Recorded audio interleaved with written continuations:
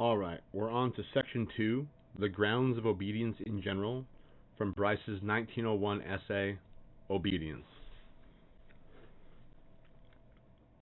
2. The Grounds of Obedience in General. Political obedience is not a thing by itself, but a form of what may be called compliance in general. The grounds or motive of compliance can be summed under 5 heads. Putting them in the order of what seems to be their relative importance, they may be described as the following: indolence, deference, sympathy, fear, and reason. Let us consider each separately. By indolence, I mean the disposition of a man to let someone else do for him what it would give him trouble to do for himself. There are, of course, certain persons to whom exertion, mental as well as physical, is pleasurable, and who delight in the effort of thinking out a problem and making a decision for themselves. There are also moments in the lives of most of us when, under the influence of some temporary excitement, we feel equal to a long succession of such efforts. But these are exceptional persons and rare moments. To the vast majority of mankind, nothing is more agreeable than to escape the need for mental exertion, or, speaking more precisely, to choose only those forms of exertion which are directly accompanied by conscious pleasure and involve little fatigue. In a great many exertions of thought resulting in determinations of the will, there is no pleasure, or at any rate, no conscious pleasure, or at any rate, no pleasure which is not outweighed by an accompanying annoyance. Such exertions may relate to the things in which we have slight personal interest, and therefore no desires to gratify, or to things in which our personal interest is so doubtful that we shrink from the trouble of ascertaining which way it lies, and are glad to shift the responsibility from ourselves to whoever will undertake it for us. The ascendancy of one of a married couple, for instance, or of one member of a group of persons living together, is usually acquired in some such way. It is not necessarily the will really strongest that in these cases prevails, but the will which is most active, most ready to take a little trouble, to exert itself on trivial occasions, and to undertake small responsibilities. Persons of resolute and tenacious character are sometimes also hesitant and undecided, because they cannot be at the trouble of setting to work for the little questions of daily life, their whole machinery of deliberation and volition. In 5 persons out of 6, the instinct to say yes is stronger than the instinct to say no. Were it not so, there would be fewer marriages, and this is especially so when the person who claims consent possesses exceptional force and self-confidence. In other words, most of us hate trouble and like to choose the line of least resistance. In tropical Africa, the country is covered by a network of narrow footpaths made by the natives. These paths seldom run straight, and their fluctuities witness to small obstacles. Here a stone, there a shrub, which, to the feet of those who first marked them, avoided. Today, one may perceive no obstacle. The prairie which the path crosses may be smooth and open, yet every traveler follows the windings, because it is less trouble to keep one's feet in the path already marked than it is to take a more direct route for oneself. The latter process requires thought and attention, the former does not. Nor is the compliance of indolence less evident in thought than in action. To most people, nothing is more troublesome than the effort of thinking. They are pleased to be saved the effort. They willingly accept what is given to them because they have nothing further to do than receive it. They take opinions presented to them and assume rules or institutions which they are told to admire to be right and necessary, because it is easier to do this than to form an independent judgment. The man who delivers opinions to others may be inferior to us in physical strength, or in age, or in knowledge, or in rank. We may think ourselves quite as wise as he is, but he is clear and positive we are lazy or wavering, and therefore we follow him. Under the name of deference, it is convenient to include the various cases in which some emotion, drawing one person to another, disposes the former to comply with the will of the latter. Whether the emotion be love or reverence or esteem or admiration, or persuasion of a superior goodness or of superior wisdom, there is a feeling on the part of the persons attracted which makes him ready to sacrifice his own impulses, if they, however imperfect, for his person and property against the attacks of anyone but the government itself. Oh wait, no, strike that last bit. Read the other page. For his own impulses, if they are not of unusual strength, to the will of the person loved or reverenced or admired. Wisdom and goodness give their possessor a legitimate authority. What the fuck just happened? Oh. Wisdom and goodness give their possessor a legitimate authority. Wisdom in making him appear as a fit person to follow, where the question is of choosing means. Goodness, where it is a question of choosing ends. And belief that these qualities exist in the person revered or esteemed is just as effective as the reality, such belief being obviously the result of many causes besides rational scrutiny. The force of the feeling of deference in securing compliance or adhesion varies in different nations and in different states of society. The advantages, for instance, with which rank, wealth, and learning give to a candidate for any public post in a modern country like France or England only faintly represent the authority which belonged to birth, learning, and sanctity, whether real or supposed, in simpler times.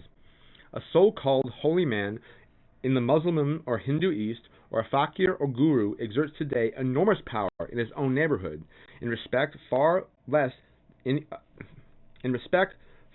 of any fear of the harm he can do to them, simply of the veneration he inspires. Even if he does not claim a direct supernatural mission, his words carry great weight, and there is abundant evidence in the careers of famous Europeans in the East to show how readily, in times, a remarkable character and career would permanently attach a halo, not only of admiration, but of a submissive deference to the descendants of such a person, or to the occupant of the office he once filled. By sympathy as a ground for obedience, I mean not merely the emotion evoked by the sight of a corresponding emotion in another, but the various forms of what might be called an associative tendency of mankind. The disposition to join in doing what one sees others doing, or in feeling as others feel. The root of this instinct lies very near indolence, for no way of saving effort is so obvious as to do what others have done or are doing. But it's not quite the same thing as indolence, for it is a tendency strong among some of the less indolent people in mankind, and each of us must have noted from his own personal experience that his action depends as much upon the susceptibility of the imagination as upon the slowness or slackness of will. There is hardly a more potent factor than this in the formation of communities, whether social or political, because it unites with, if not is almost identical with, what we call party and civic spirit, sustaining a sense of and pleasure in the exercise of a collective will for the pleasure of exerting the individual will, and thus tending to subordinate the latter, and to make it rejoice in following, perhaps blindly, the will which directs the common action. The shock to individual pride is avoided because each man acts spontaneously and the binding of his own emotion, and each feels that what he may lose as an individual he recovers as a member of the body, and that with a better chance of indulging his passions at the expense of his antagonists. The spirit of the body seems to live in and inspire him, increasing indefinitely the force of his own personality. Obedience to the directing authority is here a first necessity, and becomes more implicit the greater the dangers of whatever enterprise the body may undertake. As fighting covers the great part of the life of primitive communities, the disposition to obey becomes early strong amongst them, because in nothing is obedience so essential as in war. Perhaps these three sources of the tendency to comply are really only forms of, as they are certainly all closely connected with, the disposition to imitate, which is so strong not only in men but throughout the animal kingdom, so far as we can observe it. When 99 sheep, one after another, jump over a fence at precisely the point where the first of the flock had jumped, they reveal a propensity similar to that which makes a file of savages traveling over a wilderness each tread in the footsteps of his predecessor, or that which soon stamps the local accent upon the tongue of a child brought from some other part of the country, where the mode of speech was different. There was evidently a psychological, doubtless indeed a psychological cause for this general and powerful tendency to reproduce the acts and ways of other creatures, even where, as in the case of a local accent, there is no motive whatsoever for doing so.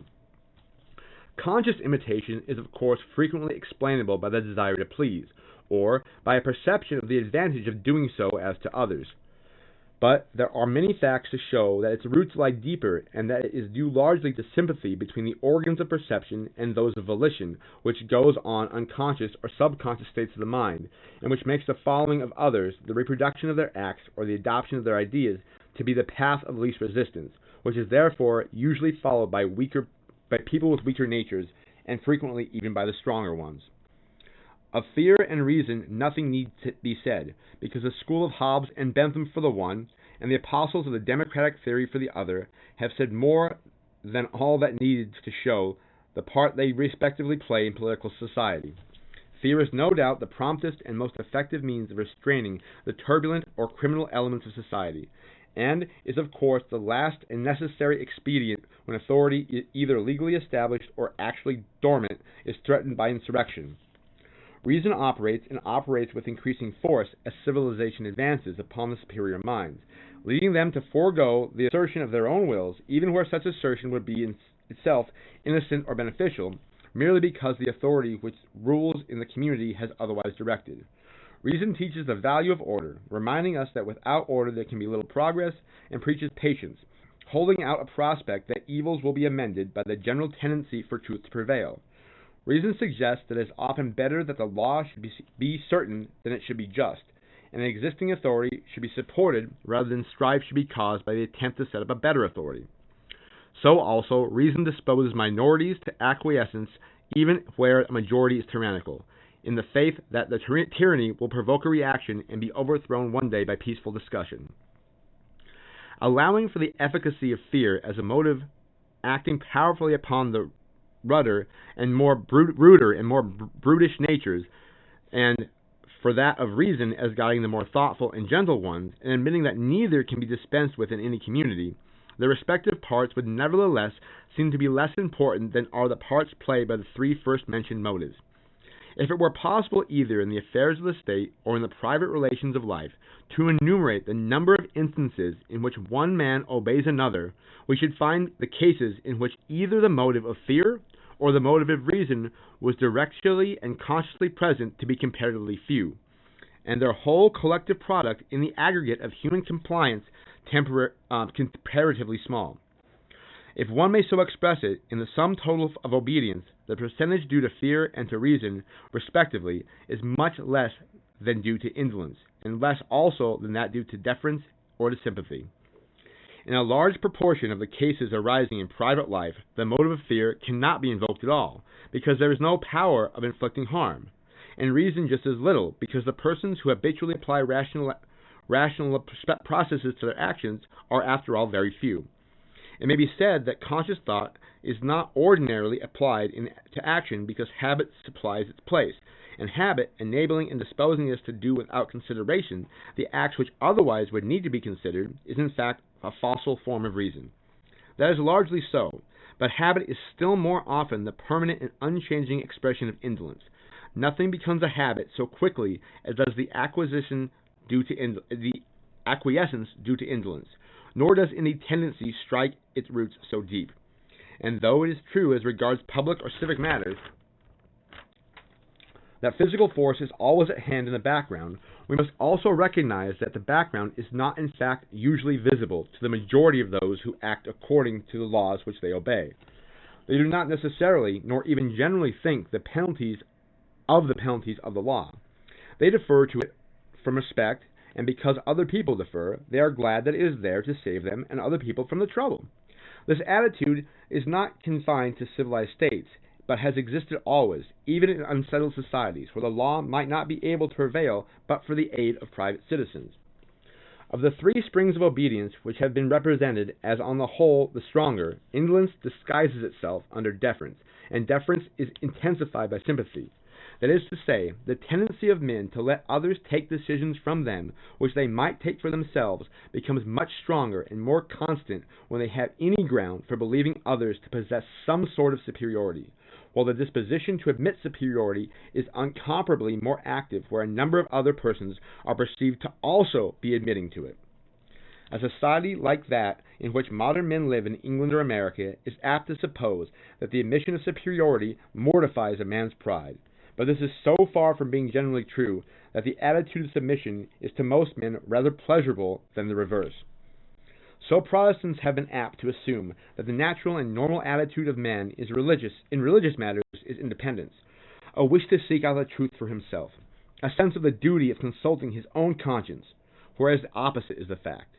And those religious systems that take the greatest hold upon men, which leave least to individual choice and inculcate not merely humility towards the unseen powers, but the duty of implicitly accepting definite traditions or revering and following visible ecclesiastical guides. Some philosophers have talked of will as a distinctive note of man, and insofar as the exercise of will implies a constant exertion of rational choice, it may be admitted to be a characteristic of man alone. But in mere tenacity of purpose and persistence in a particular course, other animals run human beings to the ground. A rogue elephant or a bucking mare can show as much persistence, sometimes mingled with a craft, which seeks to throw the opponent off his guard, and bides its time, till the most favorable moment for resistance arrives. In most men, the want of individual will, that is to say, the proneness to comply with or follow the will of another, is a specially conspicuous phenomenon. It is for this reason that a single strenuous and unwearying will sometimes becomes so tremendous a power.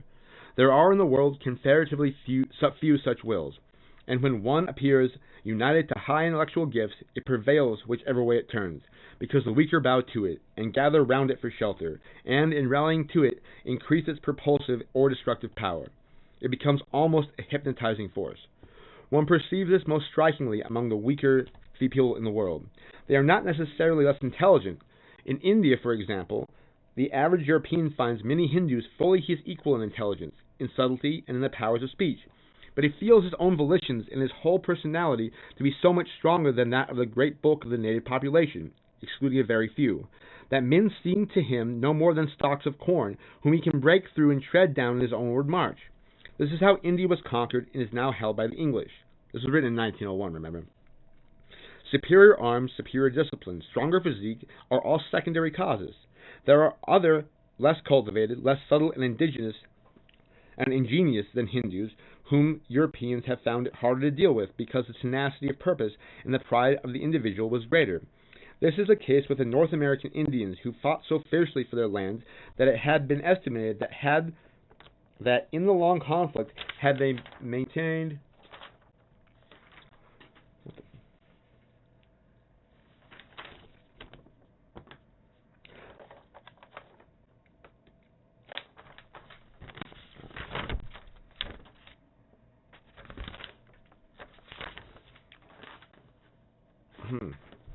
we seem to be missing a page. What the hell?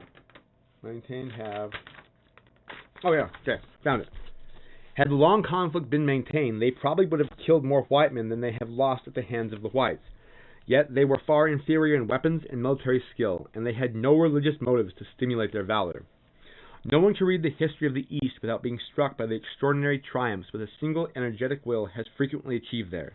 A military adventurer, or the chief of a petty tribe, suddenly rises to greatness, becomes the head of an army which attacks all of its neighbors, and pursues a career of unbroken conquest till he has founded a mighty empire. Perhaps he raises vast revenues, constructs magnificent works, establishes justice, creates a system of administration which secures order and peace during his lifetime. Men like Ptolemy III, Cyrus, and Darius, son of Hypaspes, Saladin, Tamerlane, Babur Akbar the Great, Hyder Ali, are, in their own several ways, only the most striking instances of the tremendous effect which a man of exceptional force and activity produces among the people of the East. One asks why this happens chiefly in the East. Is there a greater difference in Asiatic than in European peoples between the few most highly gifted men and the great mass of humanity, so that while the ordinary characters are weak, one strong character prevails swiftly and easily? Or is the cause rather to be sought in the fact that in the East there are no permanent institutions of government to be overthrown? That which is strong and permanent there, the customs, religious and legal, of the people, a ruler does not, except in a fit of insanity, venture to touch, while the thrones of neighboring potentates go down with a stroke before him. In medieval and modern Europe, the weakness of the ordinary man was and is entrenched behind a fabric of government and law, which the strongest individual cannot overthrow. And it is only when this fabric has been shattered by a revolution, as happens in France at the end of the 18th century, that the adventure of genius and volition has a chance of rivaling the heroes of the East. Thus, the comparative stability of governments in medieval and modern Europe does not disprove the view which finds in the force of individual will and the tendency of the average man to yield to it a potent factor in compelling obedience. For in the European countries, the resistance offered to the ambition of such a will is effective, not so much because ordinary men are themselves more independent and more capable of opposition, as because their superior intelligence has built up well compacted systems of policy to which obedience has a long habit become attached. has by long habit become attached. Traditions of deference and loyalty have grown up around these systems, so that they enable individuals to stand firmly together and constitute a solid bulwark against any personality less forceful than that of a Julius Caesar or a Bonaparte. To this explanation one may perhaps add another. In the East, the monarch is, as a rule, raised so far above his subject that they are all practically on a level, as compared with him. And those who are, for the moment, powerful are powerful in virtue of his favor, which has elevated and may at any moment abase them. This has long been the case in the Muslim states, and was to a large extent true even in the Byzantine Empire. It is some degree true in Russia now, where there is no landholding or clan-leading aristocracy, nor any richly endowed hierarchy. There may be nothing to diminish the impression of overwhelming power which the sovereign's position produces. Hence, there may be no order of men set the example of an independence of feeling and attitude which springs from their position as the leaders of their dependents as entitled to be consulted by the crown. Such an order of men existed in the feudal aristocracy of the Middle Ages, who have done much to create a type of character in the states